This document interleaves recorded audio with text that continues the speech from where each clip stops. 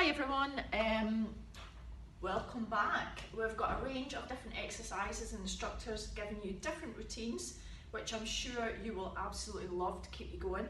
I just wanted to give you a quick reminder about technique, especially for some of your basic standard exercises like your squats, your lunges, your press-ups, because it's key that you really have good technique in this, because if you're doing it at home and you've picked up poor technique, that's when little injuries and little niggles will start to come into play. So I want to start off by the standard squat.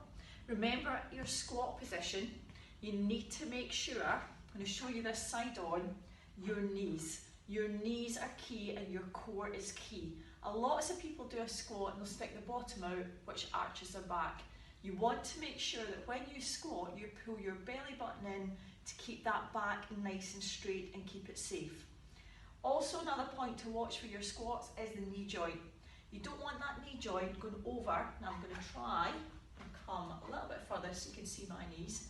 You don't want the knees going over the toes, because that way, if it does, the knee joint is taking the impact and the glutes, the hamstrings and the quads aren't doing what they're meant to do. A good way to try this is if you've got a seat behind you, sitting down and then standing up. That's the way it wants to feel. It wants to feel as if your weight's going to fall back when you're doing that squat. So keep an eye as you go that that knee joint is in line with the ankles as you go down and up. Again, pulling that core, so remember belly button into spine. As you're going to sit down in that seat, last minute when the bottom is in line with the knees, you push back up. Now, another thing to watch is watch that you don't push the hips forward. I see this, loads of people doing squats. Doesn't make any sense. What you want to do is you want to squat down and lift the hips upwards.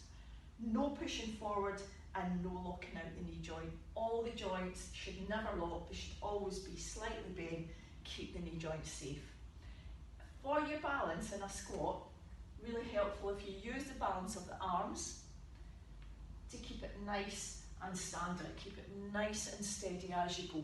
So sinking down, all that weight into the heels, using your glutes to squeeze back up.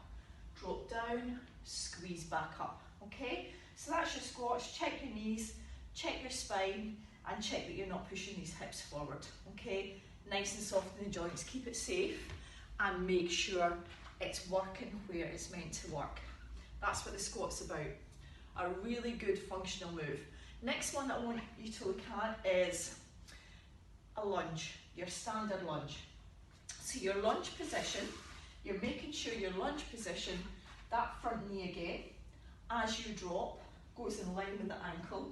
You want to make sure that knee doesn't go over the toe again, because then it's putting a lot of strain on that knee joint. So as the knee goes down at the front, keep an eye on that back knee. So you want to make sure that that foot is far enough back. Again, that core is tight. As you drop down, that back knee's in line with the floor, that front knee's in line with the ankle. Hands on the waist. Now what you can do is you can do a standard step back and tap, and then you can change. The backwards lunge is always easier to master than the forwards lunge, so starting off with that one will be a good way to go. Then once you've got your core strength, once you've got the technique spot on, that's then when you can step it forward, okay?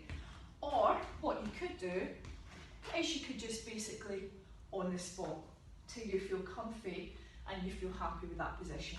Again, your lunge is working quads, hamstrings, and the glutes. 3 for the price of 1, which is fantastic. So what's your technique in that lunge? If you have a mirror, obviously I'm in Jeff's gym, which I'm lucky enough to be in, you've got a mirror to check your technique. Try and do that. You will know if it doesn't feel right, if anything aches, you're not doing it right. Just to keep a check on that technique for you. Last thing I want to go over with you is a press up. So remember your press ups.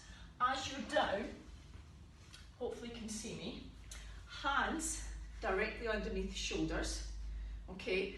You can take it wider to make it a little bit harder, but again, watch that press up. See lots of people doing the press up like that. and that's cheating, what we call it as. You've got to make sure, I like to make sure, then you press up, knees are behind, so the chest is taking the weight it should take.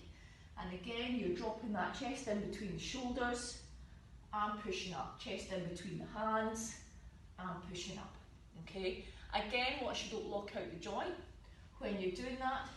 And you want to make sure, as you're doing it, nice and soft, steady action. Drop and push. You want to make sure you're feeling it here. So if you're not feeling it here, if you're feeling it in the strain in the back, you want to adjust. Okay? Last thing I want to do is core. Core strength.